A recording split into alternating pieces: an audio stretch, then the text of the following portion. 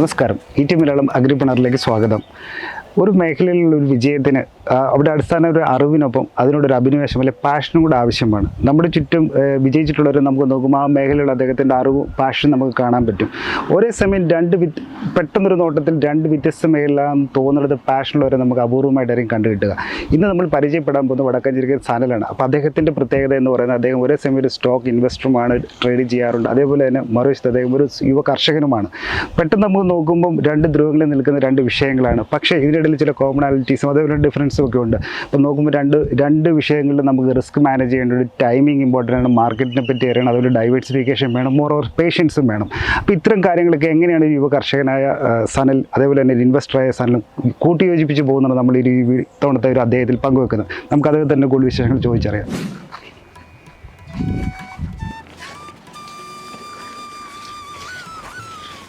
Hello, എവിടെയൊക്കെ അന്വേഷിച്ച് വീട്ടിൽ എത്തിയപ്പോൾ പറഞ്ഞു രാവിലെ ഇറങ്ങിയതാന്ന് പറഞ്ഞു. അപ്പൊ ഇവിടെ എത്തി. എന്ത് പറ്റി? സംഗതി അല്ല, പച്ചക്കറി വെള്ളമെടുക്കാനുള്ള ഇതായി സ്റ്റാർട്ടിങ് പോവാണ്. അതിന്റെ കുറച്ച് പണിയുള്ള ഇത് എത്രയൊക്കെ സാധനങ്ങളുണ്ട് ഇപ്പൊ ഇവിടെ? ഇതിൽ ഇപ്പൊ നിലവില് പടവലം ഇതുണ്ട്, മറ്റേ പടവല അകത്തുണ്ട്, മത്തൻ, കുമ്പളം, കയ്പ, പടവലം, പിന്നെ കുക്കുംബർ ഉണ്ട് കുറച്ച്, പിന്നെ ഇത്തിരി പീച്ചിങ് ഉണ്ട്, പയറ്, ആ സൈഡ് പയറ്. ഇതിന്റെ എല്ലാം വിളവെടുപ്പ് സമയമായി ഏകദേശം ഇതൊക്കെ. അപ്പൊ എത്ര 5-8 ഐറ്റം ഉണ്ടല്ലോ പറഞ്ഞതില്. അപ്പം നിങ്ങൾ പറഞ്ഞത് കുമ്പളം, മത്തൻ ഇതെല്ലാം പറയുന്നുണ്ട്. അപ്പൊ ഇതിനെ എങ്ങനെ കൂട്ടിയിണക്കിയത്? ഇതിന്റെ ഒരു വിളവെടുപ്പ് കാലം അനുസരിച്ചാണോ, നമുക്ക് ചെയ്യാൻ എളുപ്പമാണോ, ഈൽഡാണോ, എന്താണ് നിങ്ങൾ അതിന്റെ ഒരു മാനദണ്ഡം? സത്യത്തില് നേരത്തെ തുടങ്ങുന്ന സമയത്ത് ഇങ്ങനെ എല്ലാം ഉണ്ടായിരുന്നില്ല. കയ്പയും പയറും പടവലും മാത്രമായിരുന്നു. പക്ഷേ നമുക്ക് വിപണിയിലേക്ക് വരുന്ന സമയത്ത് നമുക്ക് ഐറ്റംസ് കൂടുതൽ വേണം. കാരണം കയ്പയും പയറും പടവലും എന്ന് പറഞ്ഞാൽ കോൺസെൻട്രേറ്റ് പോർട്ട്ഫോളിയോ അല്ല, സോറി, നമ്മൾ ഇടയ്ക്കിടയ്ക്ക് ഇത് കയറി വരും ഞാൻ, കാരണം സ്റ്റോക്ക് മാർക്കറ്റുമായിട്ട് റിലേറ്റ് ചെയ്തുകൊണ്ട് നമുക്ക് ഐറ്റം കൂടുതൽ ഉണ്ടെങ്കിലാണ് നമുക്ക് റിസ്ക് മാനേജ് ചെയ്യാൻ പറ്റുള്ളൂ. ഈ ഡൈവേഴ്സിഫിക്കേഷൻ. അപ്പോൾ നേരത്തെ ചെയ്തപ്പോൾ കയ്പയും പയറും പടവലും മാത്രമായിരുന്നു ഫുള്ളായിട്ടുണ്ടായിരുന്നു. എന്ത് സംഭവിച്ചെങ്കിൽ ആദ്യത്തെ വിളവെടുപ്പ് മാർക്കറ്റ് അറിയില്ല, എങ്ങനെയാണ് ഇതിൽ വിൽക്കുന്ന സമയത്ത് എത്രത്തോളം ഇതുണ്ടാവും എന്നറിയില്ല. ഏകദേശം ആ സമയത്ത് നമുക്ക് ആ ക്രോപ്പിൽ ഒരു 4-5 ടണ്ണ് വേസ്റ്റ് ആയിപ്പോയി. അതിന് ഒരുപാട് പ്രൊഡക്ഷനായി ആദ്യഘട്ടത്തിൽ തുടക്കകാലത്ത്. അപ്പോൾ അന്ന് കയ്പയും പയറും പടവലും മാത്രമേ ഉണ്ടായിരുന്നുള്ളൂ. പക്ഷേ അപ്പോഴാണ് മനസ്സിലായത് ഇത്ര അധികം ഒരു ഐറ്റം തന്നെ ഇത്ര അധികം ഉണ്ടാക്കി കഴിഞ്ഞാൽ വിപണി ഇഷ്യൂ ഉണ്ടാവുന്ന അപ്പോഴാണ് മനസ്സിലായത്. അന്ന് മുതൽ ഓരോ ഐറ്റംസ് ആഡ് ചെയ്യാൻ തുടങ്ങി. ഇതിൻ്റെ എല്ലാം തന്നെ 4 മാസമാണ് കാലാവധി. കയ്പ, പയറ്, പടവലം എല്ലാം 4 മാസത്തിലേറെ നിൽക്കും. അപ്പോൾ ആ ഒരു കണക്കിലാണ് എല്ലാ ഐറ്റം തുടങ്ങി. ഇപ്പോൾ കയ്പയുണ്ട്, പയറ്, പടവലം, പീച്ചിങ്ങ, ചൊരയ്ക്ക, മത്തൻ, കുമ്പളം, കുക്കുംബർ, പടവലം, ഇത്ര ഐറ്റംസ് ഉണ്ട്. പിന്നെ സാധാരണഗതിയിൽ ഈ ക്രോപ്പും കൂടി കഴിഞ്ഞാൽ അതിൽ ചീര ഉണ്ടാവും. ഫസ്റ്റ് ഇനീഷ്യൽ സ്റ്റേജിൽ ചീരയും വെക്കാറുണ്ട്, വെണ്ട ഉണ്ടാവാറുണ്ട്, ഇതുണ്ടാവും. ഇപ്പോൾ ഉള്ളത് ഇത്ര ഐറ്റംസാണ്.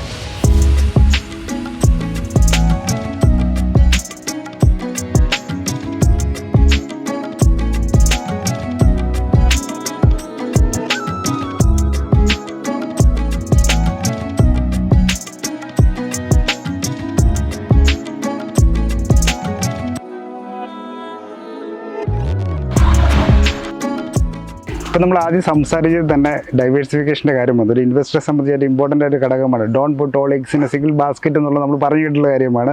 ആദ്യ അനുഭവത്തിൽ നിന്ന് പഠിച്ചപ്പോഴേ തന്നെ അത് ഇംപ്ലിമെൻറ്റ് ചെയ്യാൻ സാധിച്ചു എന്നുള്ളത് വളരെ നല്ല കാര്യം. അപ്പം ഇതിനെ സംബന്ധിച്ച് ഇപ്പം ഇത്രയും ശരിക്കും ഒരു സമ്മിശ്ര കൃഷിയാണെന്ന് തോന്നുന്നു അല്ലേ? അപ്പം സമ്മിശ്ര കൃഷിയിലോട്ട് വന്നപ്പോൾ നമുക്ക് റിസ്ക് മാനേജ് ചെയ്യാൻ പറ്റി, അതേപോലെ തന്നെ ഒരു ഇൻകത്തിൻ്റെ ഇച്ചിലൂടെ ഒരു സ്റ്റെബിലിറ്റി നമുക്ക് ഫോർസ് ചെയ്യാൻ പറ്റുന്നുണ്ട്. അങ്ങനെയൊക്കെ തന്നെയാണോ കാര്യങ്ങൾ? നമുക്ക് മാർക്കറ്റിൽ ഞാൻ വിൽക്കുന്നത് ഒരു മാർക്കറ്റ് ഉണ്ട്. ആ മാർക്കറ്റിൽ എല്ലാം ഐറ്റംസും വന്നാലാണ് അവരും ചെറിയ ചെറിയ കച്ചവടക്കാരാണ് അവരും ഉള്ളത്. നമ്മൾ VFPCക്ക് ത്രൂ ആണ് ചെയ്യുന്നത്. VFPCക്ക് ഉണ്ട്, പിന്നെ ഞങ്ങളുടെ തന്നെ കർഷക സമിതി ഉണ്ട്, ആലത്തൂർ ബ്ലോക്ക് ജൈവ കർഷക സമിതി. അതിൽ ത്രൂ മാർക്കറ്റ് ചെയ്യുന്നത്. അവിടേക്ക് ഐറ്റം കൂടുതൽ വേണം. അപ്പോൾ ഒരു ഐറ്റം തന്നെ നമ്മളൊരു 500 കിലോ 1000 കിലോ കൊണ്ടുപോയി കഴിഞ്ഞാൽ അവിടെ ഉണ്ടല്ലോ. പക്ഷെ നമുക്ക് ഡൈവേഴ്സിഫൈ ചെയ്യുന്ന സമയത്ത് എന്താ ഗുണം വെച്ചെങ്കിൽ എല്ലാം ഒരു 100 കിലോയ്ക്കുള്ളിൽ വരുന്ന സമയത്ത് കച്ചവടം. മറ്റൊരു കാര്യങ്ങളുണ്ട്, ഒരുമിച്ച് ഒരേ കുറച്ച് സാധനം ഒരുമിച്ച് കൊണ്ട് ചിലപ്പോൾ ഡിമാൻഡ് സപ്ലൈ തമ്മിൽ ഒരു മിസ്മാച്ച് വരുന്നുണ്ട്. അപ്പോൾ അവർക്കെല്ലാം വേണം. അപ്പോൾ അതുകൊണ്ട് നമ്മളെല്ലാം കുറച്ച് ഉണ്ടാക്കി കൊടുക്കുമ്പോൾ കുഴപ്പമില്ല. അവരെ സംബന്ധിച്ച് ഇതെല്ലാ ഐറ്റം കിട്ടും. നമ്മളെ സംബന്ധിച്ച് ഏതെങ്കിലും ഒരു ഐറ്റത്തിന് ഇഷ്യൂ വന്നാലും നമുക്ക് അവിടെ ചിലപ്പോൾ ഒരു മത്തൻ ഇഷ്യൂ വന്നു, നമുക്ക് ബാക്കി 5 ഐറ്റത്തിൽ നിന്ന് ഈ റിസ്ക് നമുക്ക് മാനേജ് ചെയ്യാൻ പറ്റും. പിന്നെ രണ്ടാമത്തെ ഇത് ഈ പച്ചക്കറി ആയതുകൊണ്ട് ഒരു വർഷത്തിൽ 3 ക്രോപ്പ് നമുക്ക് എടുക്കാൻ പറ്റും. അപ്പോൾ ഒരു ക്രോപ്പ് ഫുള്ളായിട്ട് പോയാലും ബാക്കി 2 ക്രോപ്പിൽ നിന്ന് നമുക്കത് മേക്കപ്പ് ചെയ്യാൻ പറ്റും. ശരിക്കും ഒരു സിങ്ക് ട്രേഡർ പോലെയാണ്. അതെ അതെ. പിന്നെ ഈ ഡൈവേഴ്സിഫിക്കേഷൻ വേറെ രീതിയിലുണ്ട്. പച്ചക്കറി കൂടാതെ നെല്ലുണ്ട്, പിന്നെ കുറച്ച് റബ്ബർ ഉണ്ട്. ഇതെല്ലാം വരുന്ന സമയത്ത് നമുക്ക് റിസ്ക് ഇത് ഒരുമിച്ച് റിസ്ക് വരില്ല. അപ്പൊ ഇതിൽ പറഞ്ഞപ്പോൾ വെജിറ്റബിൾസിന്റെ അകത്താണോ ഈ പറഞ്ഞ ഏതിൻ്റെ അകത്താണ് ഈൽഡ് കൂടുതൽ നമുക്ക് ലഭിക്കുന്നത് അധ്വാനത്തിനനുസരിച്ച് നോക്കുമ്പോൾ? ഇതിൽ എനിക്ക് തോന്നിയിരിക്കുന്നത് അധ്വാനം കൂടുതൽ, പച്ചക്കറിക്ക് തന്നെ അധ്വാനം കൂടുതൽ വരിക. പക്ഷേ ഞാൻ നേരത്തെ ഒക്കെ നോക്കുമ്പോൾ ഓരോ സ്ക്വയർ മറ്റേ സെൻറ്റ് വെച്ചിട്ട് ചെയ്തിരുന്നു. നോക്കുമ്പോൾ ഏകദേശം എല്ലാത്തിനും വരുന്ന ഈൽഡ് ഓൾമോസ്റ്റ് സെയിം ആണ്. അതെന്താ വെച്ചാൽ ഇപ്പം നമുക്കൊരു പയറിന് 1 കിലോന് 50 രൂപ കിട്ടുന്നുണ്ടെന്ന് വയ്ക്കുക. ഒരു മത്തനാണെങ്കിൽ 1 കിലോന് ചിലപ്പോൾ 20 രൂപയായിരിക്കും കിട്ടുന്നുണ്ടാവും. ഹോൾസെയിൽ റേറ്റ് 20 രൂപയും കിട്ടുന്നുണ്ടാവും. പക്ഷേ നമുക്ക് ഒരു ടൈം വെച്ച് നോക്കുമ്പോൾ ഒരു വെട്ടിക്കഴിഞ്ഞാൽ 20 രൂപയ്ക്ക് പകരം 50 രൂപയുടെ ഒരു മത്തങ്ങ കിട്ടി. പക്ഷെ 1 കിലോ പയറ് പറിച്ചെടുക്കണമെങ്കിൽ ഒരു 3 മിനിറ്റ് 4 മിനിറ്റ് വേണം. അങ്ങനെയും കൂടി നമുക്കത് കാൽക്കുലേറ്റ് ചെയ്യണം. ഓക്കെ, അതിന് ലേബർ വരും. പൈസ അവിടെ കൂടുതൽ കിട്ടുന്നുണ്ടെങ്കിൽ കൂടിയും നമുക്ക് അതിനുള്ള ടൈം അതിന് കൂടുതൽ കൊടുക്കുന്നുണ്ട്. അപ്പൊ നെറ്റ് എഫക്ട് നോക്കുമ്പോൾ ഓൾമോസ്റ്റ് സെയിം ആണ്. അപ്പൊ ഈ അധ്വാനത്തിന്റെ കണക്കിൽ നമ്മൾ നോക്കുമ്പോൾ ഈ വെജിറ്റബിൾസ് ആണ് ഇച്ചിരി കൂടെ എളുപ്പം. അതായത് വേണ്ട ലേബർ ഒഴിവാക്കി നമുക്ക് പ്രോഫിറ്റ് മാർജിൻ ഇൻക്രീസ് ചെയ്യാനുള്ള സാധ്യതയും അതിലൂടെ ഉണ്ടെന്ന് തോന്നുന്നു അല്ലേ? തീർച്ചയായും. ഇതിപ്പോൾ നമ്മൾ അങ്ങനെയാണ് ചെയ്തിരിക്കുന്നത്. ഇത് ശരിക്കും പറഞ്ഞാൽ ഓപ്പൺ പ്രിസിഷൻ ഫാമിംഗ് എന്നാണ് ഈ ഒരു രീതിനെ പറയാം. ഇതിൽ നമുക്ക് ലേബർ മാക്സിമം കുറവാണ് ഇതിന് വരുന്നത്. കാരണം എന്താ വെച്ചാൽ ഇത് പുല്ല് കയറാതിരിക്കാൻ വേണ്ടിയിട്ടാണ് ഈ കവർ പുല്ല് കയറാതിരിക്കാൻ വേണ്ടിയിട്ടാണ് ഈ മൾച്ചിങ് ഷീറ്റ് ഇട്ടിരിക്കുന്നത്. ഇത് നോക്കിയറിയാം, ഇവിടെ എല്ലാത്തിൻ്റെ ചുവട്ടിലും ഈ പൈപ്പ് പോയിട്ടുണ്ടല്ലേ, ഡ്രിപ്പ് ഇറിഗേഷൻ. ഡ്രിപ്പ് ഇറിഗേഷൻ ഉണ്ട്. ഇതിലൂടെയാണ് നമ്മൾ നന വരിക. ഇതിങ്ങനത്തെ ഇത് ഇൻലൈൻ ഡ്രിപ്പാണ്. ശരിക്കും ഈ ഡ്രിപ്പിലൂടെയാണ് നമ്മൾ വെള്ളവും ഒരുമിച്ച് ഇതിൽ കൂടെ വരുന്നത്. അപ്പോൾ നമുക്ക് പുല്ല് പറിക്കേണ്ട ആവശ്യം, കറക്റ്റ് വേരിലേക്ക് കൊടുക്കുക. അപ്പോൾ എഫക്റ്റീവ് ആയിരിക്കും, വേസ്റ്റേജ് ഉണ്ടാവില്ല. നമ്മൾ ഇതിനൊരു ഫെർട്ടിഗേഷൻ, ഈ രീതിക്ക് ഒരു ഫെർട്ടിഗേഷൻ ഷെഡ്യൂൾ ഉണ്ട്. ഫെർട്ടിഗേഷൻ എന്ന് പറഞ്ഞാൽ ഇറിഗേഷനും ഫെർട്ടിലൈസർ ആപ്ലിക്കേഷനും ഒരുമിച്ചാണ് വരുന്നത്. അപ്പോൾ നമ്മൾ 10 ദിവസത്തിലൊരിക്കലാണ് വളം കൊടുക്കുക. അത് ഇവിടെ വന്നിട്ട് ഓരോന്നിനും ചുവട്ടിലിട്ട് കൊടുക്കുകയല്ല ചെയ്യുക. നമ്മൾ അവിടുന്ന് വെള്ളം മോട്ടർ അടിക്കുന്ന സമയത്ത് തന്നെ ഇതിൽ അവിടെ കലക്കിയിട്ട് ഇങ്ങോട്ട് കയറ്റി വിടും. അപ്പോൾ മൊത്തത്തിൽ 1 ഏക്കർ സ്ഥലത്തിന് 10 കിലോ വളം ആവശ്യമുള്ളൂ. കാരണം നമ്മളെല്ലാം കറക്റ്റ് വേരിലേക്ക് കൊടുക്കുന്നത്. 10 കിലോ വളം മതി 1 ഏക്കർ സ്ഥലത്തിന്. ഓക്കെ, പക്ഷേ അത് അവിടുന്ന് കയറ്റി വിടുക ചെയ്യും. ഇതിപ്പോൾ എത്ര സ്ഥലമുണ്ട് നമ്മൾ കൃഷി ചെയ്യുന്നുണ്ട്? സ്വന്തം ഭൂമിയിലാണോ അതുപോലെ പാട്ടത്തിനൊക്കെ എടുത്തിട്ടുണ്ടോ? ഇല്ല, പാട്ടത്തിന് ഇതുവരെയായിട്ടും എടുത്തിട്ടില്ല. കാരണം ഇതെല്ലാം സ്വന്തം, ഇതാണെങ്കിലും നമ്മളെ സ്വന്തമാണ്. പാടം ഉള്ളത് നമ്മുടെ സ്വന്തം തന്നെയാണ്. നെല്ല് ചെയ്യുന്നത് എല്ലാം നമ്മുടെ സ്വന്തം തന്നെയാണ്. പാട്ടത്തിന് ഇതുവരെയായിട്ട് എടുത്തിട്ടില്ല. അതുകൊണ്ട് വേറെ റെക്കറിങ് കോസ്റ്റ് ഒന്നും വരുന്നില്ല. ഇതിൻ്റെ അത് ആരൊക്കെ സഹായിക്കുന്നുണ്ട്? കൃഷി സത്യത്തിൽ അഗ്രികൾച്ചറാണ്. അതുകൊണ്ട് തന്നെ വീട്ടിൽ എല്ലാവർക്കും അതിൻ്റെ ഒരു ഭാഗം ഉണ്ടാവും. അത് ഒറ്റയ്ക്ക് ഒരിക്കലും ചെയ്യാൻ പറ്റില്ല. ലേബർ കുറവാണ്. കാരണം ഇങ്ങനത്തെ ഈ ഹൈടെക് ആയതുകൊണ്ട് ലേബർ കുറവാണ്.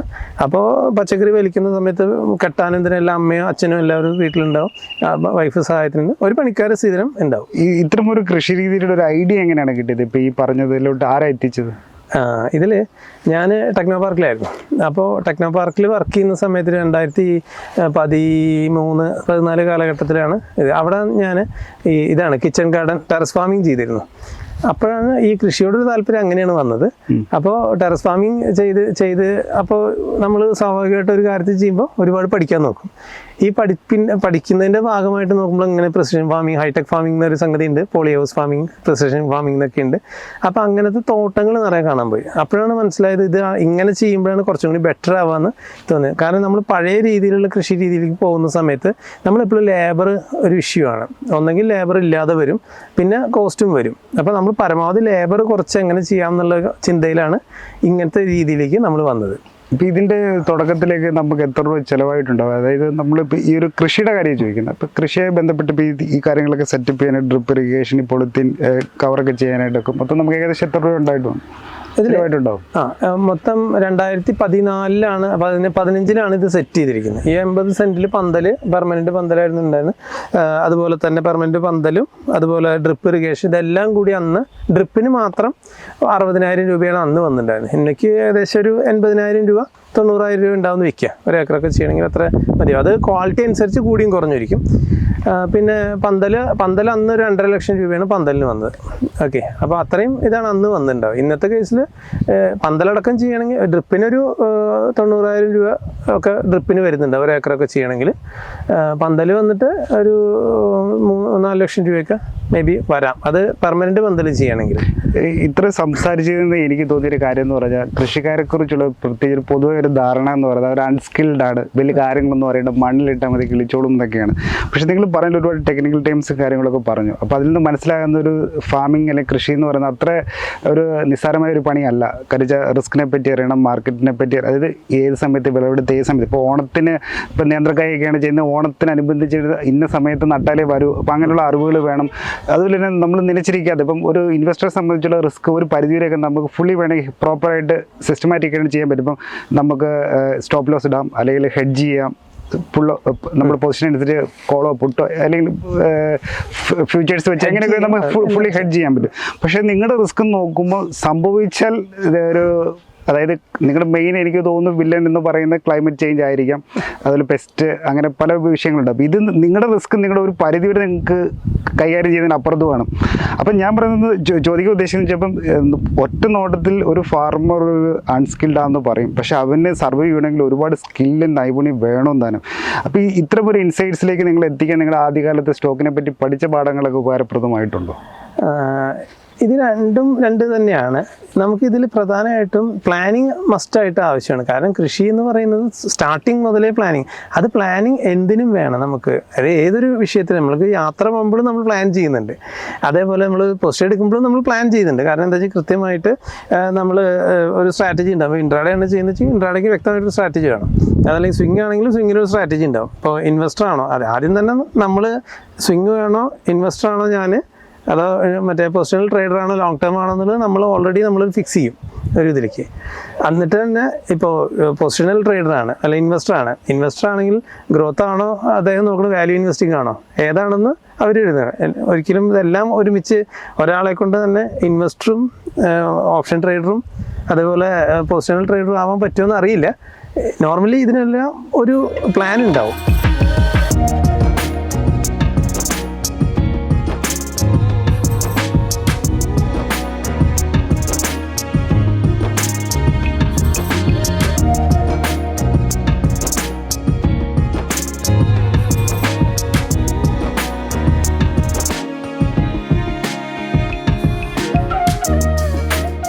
ഓണത്തിന് പച്ചക്കറി വേണമെന്നുണ്ടെങ്കിൽ അതിന് 4 മാസം, ഒരു 2.5 മാസം മുന്നെങ്കിലും നമ്മൾ വിത്ത് കുത്തിയിടും. അപ്പോൾ അതെല്ലാം നമ്മൾ ക്ലൈമറ്റ് നോക്കി തന്നെയാണ് ചെയ്യുക. പിന്നെ ഫസ്റ്റ് സ്റ്റാർട്ടിങ് മുതൽ തന്നെ ഈ ഒരു കൃഷി രീതിക്ക് വരുമ്പോൾ നമ്മൾ ആദ്യം തന്നെ ഷെഡ്യൂൾ വെച്ചിട്ടാണ് വളം വിടുക.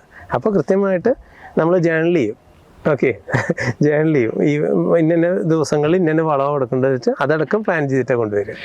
ഇപ്പം പറഞ്ഞില്ലല്ലോ പ്ലാനിങ് ഇമ്പോർട്ടൻ്റ്, അതുപോലെ നമ്മൾ എവിടെ ചെല്ലണം, അതായത് നമുക്ക് ഈ ഫിനാൻഷ്യൽ ഗോൾ ഉണ്ട്, നമ്മൾ എന്തിനു വേണ്ടി ഇൻവെസ്റ്റ് ചെയ്യുന്ന അല്ലെങ്കിൽ കൃഷി എന്നുള്ളൊരു ചോദ്യമുണ്ട്. അപ്പോൾ ഇതിൻ്റെ അകത്ത് ഇപ്പോൾ ഓണത്തെ പറ്റി പറഞ്ഞിട്ട് വെച്ചു, ഓണം മാർക്കറ്റ് അറിഞ്ഞ് ഇതിൻ്റെ അകത്ത് ഏതൊക്കെ ഇനങ്ങളാണ് നട്ടിട്ടുള്ളത്?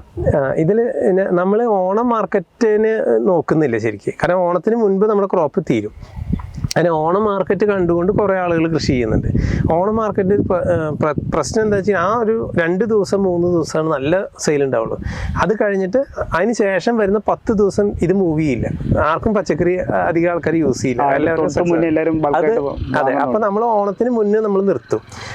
അപ്പോൾ നമ്മൾ സാധാരണഗതിയിൽ വിഷു മറ്റേ ഇത് കഴിഞ്ഞിട്ട് ഫസ്റ്റ് ക്രോപ്പ് നമ്മൾ ഇടുന്നത് ഏപ്രിൽ ലാസ്റ്റ് മെയ് ഫാസ്റ്റിനാണ് ഫസ്റ്റ് സ്റ്റാർട്ട് ചെയ്യുക. അത് ഒരു ഓഗസ്റ്റിന് മുൻപ് തന്നെ തീരും. ഇപ്പോൾ മെയ്യിൽ സ്റ്റാർട്ട് ചെയ്താൽ മെയ്, ജൂൺ, ജൂലൈ, ഓഗസ്റ്റ്, സെപ്റ്റംബറിൽ കഴിഞ്ഞു. സെപ്റ്റംബർ വരെ നിൽക്കില്ല, 4 മാസം നിൽക്കുള്ളൂ. അപ്പോൾ അത് കഴിഞ്ഞിട്ട് സെപ്റ്റംബറിൽ നമ്മൾ സ്റ്റാർട്ട് ചെയ്യുന്നത് ഒക്ടോബർ, നവംബർ, ഡിസംബർ, ജനുവരിയിൽ തീർന്നു. ഫെബ്രുവരി, മാർച്ച്, ഏപ്രിൽ, മെയ് 4ാമത്തെ ക്രോപ്പ്. ഇങ്ങനെയാണ് നമ്മുടെ ക്രോപ്പിൻ്റെ ഇത് 3 ക്രോപ്പാണ് ഒരു വർഷത്തിൽ നമ്മൾ പ്ലാൻ ചെയ്യുന്നത്. ഇപ്പോൾ എന്തായാലും ഈ പറയുന്നൊരു വാല്യുബിൾ ഇൻപുട്ടായിട്ട് എനിക്ക് തോന്നിയത്, ഇപ്പം ഓണം കഴിഞ്ഞൊരു പിന്നെ ഒരു 10 ദിവസം വലിയ മൂവ് വരത്തില്ല എന്ന് വെച്ചാൽ ഉത്രാട പാച്ചിൽ എന്നൊക്കെ പറയുന്നത് നമ്മൾ ബൾക്കായിട്ട് പർച്ചേസ് ചെയ്യുന്നു. അപ്പോൾ അതിൻ്റെ ബാക്കി പിന്നെ നമ്മൾ ബന്ധുവീടുകൾ സന്ദർശിക്കുന്നു. അപ്പോൾ ആ സമയത്ത് കൺസപ്ഷൻ കുറയുന്നതുകൊണ്ടൊരു ഇതാണ് പറയുന്നത്. അപ്പം ഇവിടെ കർഷകരപ്പോൾ ശ്രദ്ധിക്കേണ്ട ഒരു കാര്യം എന്ന് വെച്ച് കഴിഞ്ഞാൽ ഇതനുസരിച്ച് ചെയ്യുമ്പോൾ വളരെ പെരിഷബിളായിട്ട് തീരുന്നൊരു സാധനമാണെങ്കിൽ ഈ 10 ദിവസത്തെ ഗ്യാപ്പ് ഉണ്ടെങ്കിൽ അവന് ചിലപ്പോൾ വിചാരിച്ച രീതിയിൽ പൈസ കിട്ടത്തില്ല. അത് തീർച്ചയായിട്ടും നല്ലൊരു ഏരിയ. ഇപ്പോൾ ഇത് വെച്ച് ഇങ്ങനെ നോക്കുമ്പോൾ ഇപ്പം നമ്മൾ കൃഷി എന്ന് പറയുമ്പോൾ സ്ലോ ആയിട്ടുള്ളൊരു പേസിൽ പോകുന്നൊരു കാര്യമാണ്. പേഷ്യൻസ് ഇച്ചിരി കൂടുതൽ വേണം. ഇൻവെസ്റ്റിങ്ങിൽ ട്രേഡിംഗ് എന്ന് പറയുമ്പോൾ ഇച്ചിരി നമ്മൾ ഇച്ചിരി കൂടി ഇമ്പൾസീവ് ക്വിക്ക് ഡിസിഷൻ വേണം. മനുഷ്യൻ്റെ സൈക്കോളജിയാണ് അവിടെ കൂടുതൽ നമ്മൾ ട്രിഗർ ചെയ്യിക്കുന്ന കാര്യം. നമുക്ക് വില്ലനായിട്ട് വരുന്നത് എല്ലാം തന്നെയാണ്. ഇതിന് രണ്ടും എങ്ങനെ കൊണ്ടുപോകുന്നത് എങ്ങനെയാണ്? ഓക്കെ, ഞാൻ യഥാർത്ഥത്തിൽ ട്രേഡിങ് ഞാൻ കുറവാണ് ഓപ്പണായി പറയാം. കാരണം എന്താ വെച്ചാൽ ഈ ട്രേഡിങ് നോർമലി എൻ്റെ ഒരു അറിവിൽ ട്രേഡിങ് ചെയ്യുന്ന സമയത്ത് ഇപ്പം ഞാൻ നേരത്തെ എല്ലാം ചെയ്തിരുന്നു, ചെയ്യാതെല്ല. പിന്നെ കൃഷി ഹാർവെസ്റ്റിംഗ് ഉള്ള സമയത്ത് നമുക്ക് ചെയ്യാൻ പറ്റില്ല, കാരണം കോൺസെൻട്രേഷൻ വരില്ല. ട്രേഡിങ്ങിന് വരുമ്പോൾ നമ്മൾ സാധാരണ ഇതിന് മാർക്കറ്റിൽ ഒരു 8 മണിക്കൊക്കെ മുൻപ് തന്നെ നമ്മൾ മാർക്കറ്റിൽ ലൈവ് ആവണം. കാരണം 9:15 മാർക്കറ്റ് ഓപ്പൺ ആവുള്ളൂ. പക്ഷേ നല്ലൊരു 8 മണിക്കൊക്കെ നമ്മൾ ലൈവായിരുന്നാലാണ് ന്യൂസ് എല്ലാം അപ്ഡേറ്റ് ചെയ്ത് അമേരിക്കൻ മാർക്കറ്റ്സ് എല്ലാം നോക്കി മെൻ്റലി നമ്മൾ ട്രേഡ് ചെയ്യാനായിട്ട് നിൽക്കണം. അല്ലാതെ 9:15 വന്ന് ഉടനെ തന്നെ കയറി ട്രേഡ് ചെയ്യാൻ പറ്റില്ല. ഓൾറെഡി ഇതാക്കണം. അത് കഴിഞ്ഞ് നമ്മൾ നോർമലി സെറ്റ് ചെയ്ത് വെച്ചിട്ടുണ്ടാവും, ഇന്നതാണ് എൻ്റെ ടൂൾസ്, ഞാൻ യൂസ് ചെയ്യുന്ന ഇന്ന ട്രേഡ് വന്നാലേ എടുക്കുള്ളൂ എന്ന് പറഞ്ഞിട്ട് സാധാരണ ഞാൻ അങ്ങനെ ചെയ്യാറുള്ളത്. ഞാൻ വേറെ എല്ലാ ട്രേഡും കയറി എടുക്കാറില്ല. എനിക്ക് സ്യൂട്ടബിൾ ആവുന്ന കുറച്ച് പാറ്റേൺസ് ഉണ്ട്. ആ പാറ്റേൺസ് വന്നാൽ മാത്രമേ ട്രേഡ് ഉള്ളൂ. ബാക്കി ഞാൻ നോക്കുന്ന അറിയാവുന്ന പാറ്റേൺസ് ആണെങ്കിലും അതെല്ലാം വന്ന് അവോയ്ഡ് ചെയ്യലേ പതിവ്. ഓക്കെ, ഞാൻ സ്പെസിഫിക്കലി ട്രേഡിങ്ങിൻ്റെ ഇൻട്രാഡേ ചെയ്യുമ്പോൾ അങ്ങനെയാണ് ഞാൻ ചെയ്യാറുള്ളത്. അങ്ങനെ നോക്കും. ഇപ്പോൾ നിങ്ങളുടെ പോർട്ട്ഫോളിയോ ഏതൊക്കെ സെക്ടേഴ്സ് ഉണ്ട്, എങ്ങനെയാണ് അതിൻ്റെ ഒരു മാനദണ്ഡം എടുത്തേക്കുന്നത് അവർ ചൂസ് ചെയ്യും? സെക്ടർ വൈസ് ഒട്ടുമിക്ക എല്ലാം ഇൻക്ലൂഡ് ചെയ്യുന്ന ഇതാണ്. മേ ബി അതിൽ ഇല്ലാത്തത് വേണമെങ്കിൽ ക്യുക്കമേഴ്സ് ഇല്ല എന്ന് പറയാം. എന്നാലും ഡൈവേഴ്സിഫിക്കേഷൻ നോക്കാറുണ്ട്. കൃത്യമായിട്ട് ഒരു സെക്ടർ എന്ന് പറഞ്ഞിട്ട് പറയില്ല. ബാങ്ക്സ് വരും, അതിൽ ബാങ്ക്സ് വരും, ഫിനാൻഷ്യൽസ് വരും, സിമെന്റ് വരുന്നുണ്ട്, FMCG ഉണ്ടാവും, IT ഉണ്ടാവും, ഇതെല്ലാം അതിലുണ്ടാവും. ഒരിക്കലും ഒരെണ്ണത്തിൽ കൂടുതൽ ഫോക്കസ് കൊടുക്കാറില്ല. അഗ്രികൾച്ചർ റിലേറ്റഡ് ആയിട്ടുള്ള എന്തെങ്കിലും ഉണ്ടോ? ഉണ്ട്, അതുണ്ടാവും. അഗ്രികൾച്ചറിൽ ഏതാണത്? സീഡിൻ്റെ ആണോ, ഫെർട്ടിലൈസർ ആണോ, എങ്ങനെയാണ്? അതിൽ ഞാൻ വേറൊരു ഇതും കൂടി നോക്കാറുണ്ട്. അതിൽ എന്താ വെച്ചാൽ ഞാൻ യൂസ് ചെയ്യുന്ന കെമിക്കൽസ് ഏതാണോ അതല്ലെങ്കിൽ അതിൻ്റെ എല്ലാം കമ്പനി ഞാൻ നോക്കാറുണ്ട്. അതും കാരണം എന്താ വെച്ചാൽ ഞാൻ യൂസ് ചെയ്യുന്നതാണ്. ഞാൻ യൂസ് ചെയ്യാൻ കാരണം അതിൻ്റെ ക്വാളിറ്റി കൊണ്ടാണ് ഞാൻ യൂസ് ചെയ്യുന്നത്. അപ്പോൾ അത് വെച്ചിട്ട് ഞാൻ കൂടാതെ തന്നെ നമ്മളുടെ ഷോപ്പിൽ പോകുന്ന സമയത്ത് മറ്റുള്ളവരുടെ ബാസ്ക്കറ്റിലുണ്ടോ എന്ന് ചെക്ക് ചെയ്യാറുണ്ട്. ഓക്കെ, എന്നിട്ട് അത് ഓക്കെ ആണെങ്കിൽ എൻ്റെ വാല്യുവേഷൻ മെട്രിക്സ് ഓക്കെ ആണെങ്കിൽ അതിൽ ഇൻവെസ്റ്റ്മെൻറ്റ് നടത്താറുണ്ട്. അങ്ങനെയാണ് കുറച്ചും കൂടി ഒരു ഇത് ബഫറ്റും ആ ഒരു രീതിയിൽ പറഞ്ഞേക്കുന്നതാണ് അറിവ്. അപ്പം ഇപ്പം നോക്കുമ്പോൾ തിരിഞ്ഞ് നോക്കുമ്പോൾ ഇത് രണ്ടും കൂടെ കൊണ്ടുപോകുന്നു. ഇപ്പോൾ ഏതിലാണ് ഇപ്പോൾ ഏതെങ്കിലും ഒന്നും മതി എന്ന് തോന്നിയിട്ടുണ്ടോ? രണ്ടും തന്നെ കൊണ്ടുപോകണം എന്നാണ് മുന്നോട്ടുള്ളൊരു ആഗ്രഹം? ഇത് രണ്ടും എൻ്റെ ആഗ്രഹമാണ്. മീൻസ് എൻ്റെ പാഷനാണ് ശരിക്കും. ഞാൻ ടെക്നോ പാർക്കിലാവുന്ന സമയത്ത് അന്നാണ് കൃഷി എനിക്ക് താല്പര്യം. അതിന് ഞാൻ മാർക്കറ്റിൽ വന്നത് 2007 MCOM പഠിക്കുന്ന സമയത്താണ് മാർക്കറ്റിൽ വന്നത് ശരിക്കും. അപ്പോൾ അന്ന് വരാൻ കാരണം അന്നെന്താ വെച്ചാൽ അന്ന് ജസ്റ്റ് ഏട്ടനൊരു ഇത് പറഞ്ഞു, അമർരാജ ബാറ്ററി നന്നായി കയറിയിട്ടുണ്ട് എന്ന് കൂട്ടുകാരൻ പറഞ്ഞു എന്ന് പറഞ്ഞിട്ട്, അപ്പോൾ ഇങ്ങനത്തെ ഒരു സാധനം ഉണ്ടെങ്കിൽ ഞാനും അന്ന് അറിയണ്ടേ എന്ന് പറഞ്ഞിട്ട് അന്ന് അങ്ങനെയാണ് വന്നത്. അപ്പോൾ അന്ന് മുതൽ പഠനം തുടങ്ങിയത് ശരിക്കും. പിന്നെ ജാവ ചാർട്ട്സ് കഴിഞ്ഞു, മെറ്റാസ്റ്റോക്കൊക്കെ. അന്ന് മെറ്റാസ്റ്റോക്ക്, അഡ്വാൻസ് ഗെറ്റും ആമി ബ്രോക്കറൊക്കെ ആയിരുന്നു. അതിൽ ഡാറ്റ ഫീഡ് കൊടുത്തു കഴിഞ്ഞാൽ കിട്ടിയിരുന്നു. പിന്നെ അങ്ങനെ അവിടുന്ന് ഇതാക്കി തൃശ്ശൂരായിരുന്നു ഇതൊക്കെ ചെയ്തിരുന്നത്.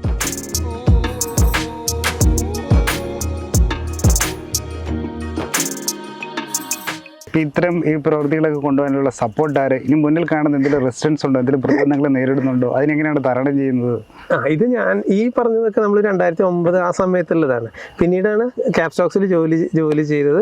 ടെക്നോ പാർക്ക് അത് കഴിഞ്ഞിട്ട് ക്യാപ്സ്റ്റോക്സിൽ നിന്ന് ടെക്നിക്കൽ അനലിസ്റ്റ് ആയിരുന്നു അവിടെ ഇക്വിറ്റി റിസർച്ചിൽ. അവിടുന്ന് XBRL ഡൗൺലി എന്നൊരു കമ്പനിയിൽ XBRL പ്രൊജക്റ്റിലായിരുന്നു. അവിടെ നിന്നാണ് കൃഷിയിലേക്ക് വന്നത്. ആ സമയത്ത് വീട്ടിലെല്ലാം സപ്പോർട്ടുണ്ട്. വീട്ടിലെ സപ്പോർട്ട് എന്ന് പറഞ്ഞാൽ തുടക്കത്തിൽ വൈഫും എല്ലാവരും സപ്പോർട്ടായിരുന്നു. കാരണം അച്ഛൻ റിട്ടയർഡാണ് ഫോറസ്റ്റിൽ നിന്ന്. അപ്പോൾ അവരെല്ലാം കൃഷി ചെയ്തിട്ടുണ്ട്. അപ്പോൾ അവർക്ക് കൃഷിയുടെ റിസ്ക് എല്ലാവർക്കും അറിയാം. അപ്പോൾ അവർ സ്വാഭാവികമായിട്ടും പിന്തിരിപ്പിക്കാൻ ശ്രമിക്കും. കാരണം എന്താ വെച്ചാൽ ബേസിക് സംഗതി കൃഷി ചെയ്താൽ പെണ്ണ് കിട്ടില്ല. അതാണ് ഇത്. കല്യാണത്തിന് മുന്നേ കൃഷിയിലേക്ക് വന്നില്ല. ആദ്യം ടെക്നോ പാർക്കിന്റെ ലാബിൽ കല്യാണം കഴിച്ചത്, പിന്നെ കൃഷിയിലേക്ക് പോകും. ഇല്ലെങ്കിൽ പ്രശ്നമായിരുന്നു. അപ്പോൾ അന്ന് നമുക്കും അറിയില്ല കേട്ടോ. നമുക്കന്ന് ഫാൻറ്റസി ആയിരുന്നു. കാരണം അന്നത്തെ ചിന്ത മുഴുവൻ കൃഷി. 100 രൂപയ്ക്കാണ് ഞാൻ തിരുവനന്തപുരത്ത് പയർ വാങ്ങിയിരുന്നത്.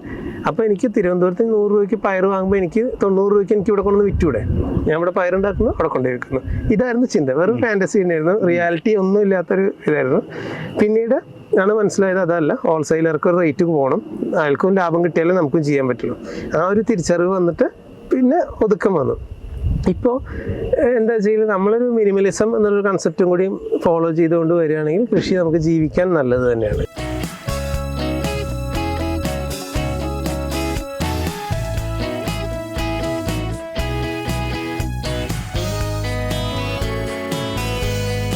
ഇപ്പം പറഞ്ഞു വന്ന സംഭവങ്ങളൊക്കെ ശരിയാണ്. ഇപ്പം ഒരു ഇൻവെസ്റ്ററിലെ ട്രേഡറെ സംബന്ധിച്ച് അവൻ്റെ ടാർഗറ്റ് എത്തിക്കഴിഞ്ഞാൽ ഒരൊറ്റ ക്ലിക്കിൽ പൈസ കയ്യിൽ കിട്ടും. ഈ പറഞ്ഞ കാര്യങ്ങളൊക്കെ നിങ്ങൾ എങ്ങനെ വസൂലാക്കുന്നു? ഇത് നമുക്ക് ഇത് വിൽപ്പന മുഴുവൻ സമിതികൾ വഴിക്കാണ്. കൃഷിക്കാരുടെ സമിതിയുണ്ട്, 2 സമിതിയാണ് നമ്മുടെ കയ്യിൽ നമ്മൾ വിൽക്കുന്നത്. ഒന്ന് VFPCK, അത് vegetable and fruit promotion council കേരളയുടെ കിഴക്കഞ്ചേരിയിലുള്ള ഇതുണ്ട്, വടക്കഞ്ചേരി ഉള്ള സമിതിയുണ്ട്. സർക്കാരിൻ്റെ സാമ്പത്തിക സർക്കാർ തന്നെ. പിന്നെ ഞങ്ങളുടെ ആലത്തൂർ ബ്ലോക്കാണ്. അപ്പോൾ ആലത്തൂർ ബ്ലോക്ക് ജൈവ കർഷക സമിതി വടക്കഞ്ചേരിയിൽ തന്നെ ഒരു സ്ഥാപനമുണ്ട്. അപ്പോൾ ഇവിടെ 2 സ്ഥലത്തുനിന്നായിട്ട് മാർക്കറ്റ് മുഴുവൻ ഇതാക്കുന്നത്. അപ്പോൾ നമുക്ക് മാർക്കറ്റ് നമുക്ക് വിഷയമല്ല. ഈ ക്ലിക്ക് പോലെ തന്നെ അവിടെ സെയിം. കാരണം തലേ ദിവസം നമ്മൾ അല്ലെങ്കിൽ തലേൻ്റെ തലേ ദിവസം നമ്മൾ വിളിച്ചു പറയും ഇത്ര കിലോ സാധനങ്ങൾ നമ്മൾ ഇന്ന ദിവസം കൊണ്ടുവരുമെന്ന് പറയും. തിങ്കൾ ബുധൻ വെള്ളി മാർക്കറ്റ്, ഈ 3 ദിവസം അറിയാം അവർക്ക് ഇത്രത്തെ സാധനം വെച്ച് കൊണ്ടുവരുന്ന നമ്മൾ പറയും. കച്ചവടക്കാർ അവിടെ ഉണ്ടാവും. നമുക്ക് വിൽപ്പന വിഷയമല്ല. ഓൾറെഡി തലേ ദിവസം ഒന്ന് പറഞ്ഞ് വെച്ച് കഴിഞ്ഞാൽ ഇത്രയും എത്ര ടൺ സാധനമായാലും നമുക്ക് കയറി പോകാം. അതുകൊണ്ട് അത് വിഷയമല്ല.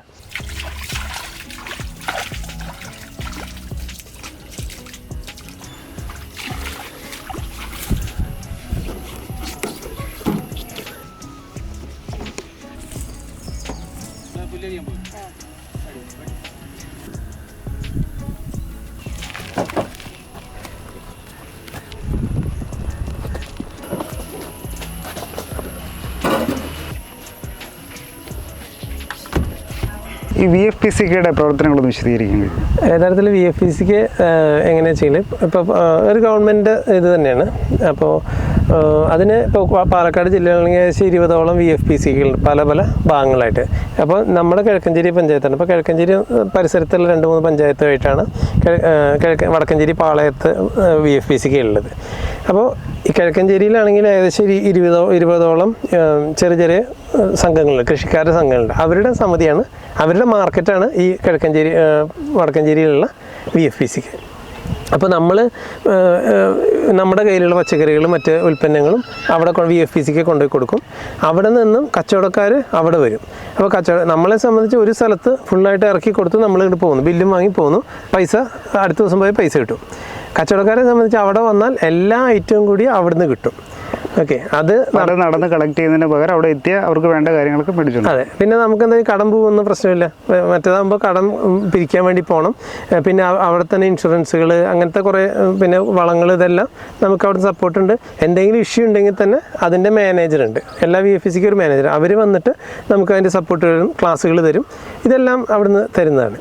ഇതേപോലെ തന്നെ വേറൊരു സമിതി കൂടിയുണ്ട്, അത് ആലത്തൂർ ബ്ലോക്ക് ജൈവ കർഷക സമിതി. അത് വടക്കഞ്ചേരിയിലാണ് അതിൻ്റെ ഒരു ഔട്ട്ലെറ്റ് ഉള്ളത്. അവിടെയും ഇതേപോലെ തന്നെയാണ്. അത് കുറച്ചും കൂടി റീറ്റെയിൽ വേണമെങ്കിൽ പറയാം, റീറ്റെയിലാണ്. അവിടെ ഈ ഇത് കൂടാതെ മറ്റു ഉൽപ്പന്നങ്ങളും അവിടെ കിട്ടും. കൃഷിക്കാർ കൊണ്ടുവരുന്ന എല്ലാ ഉൽപ്പന്നങ്ങളും അവിടെ കിട്ടും. അപ്പോൾ അങ്ങനെയാണ് അവിടെ കസ്റ്റമേഴ്സിന് ഡയറക്റ്റ് വന്ന് വാങ്ങുകയും ചെയ്യും. റീറ്റെയിലാണ് ബേസിക്കലി. ഇനിയിപ്പോൾ തൊട്ട് മുന്നിലേക്ക് എന്തെങ്കിലും കാര്യങ്ങൾ പ്ലാൻ ചെയ്തിട്ടുണ്ടോ? ഇല്ല, നിലവിൽ ഇപ്പോൾ ഇത് തന്നെയാണ്. നമ്മുടെ കൃഷി നിർത്താൻ പറ്റില്ല. കാരണം എന്താ വെച്ച് കഴിഞ്ഞാൽ ഇത് കഴിച്ച് നമ്മൾ സുഖം കണ്ടുപോയി അതാണ് പറയാം. പിന്നെ നമ്മളെ ആശ്രയിച്ചുകൊണ്ട് കുറേ ആളുകൾ ജീവിക്കുന്നുണ്ട്.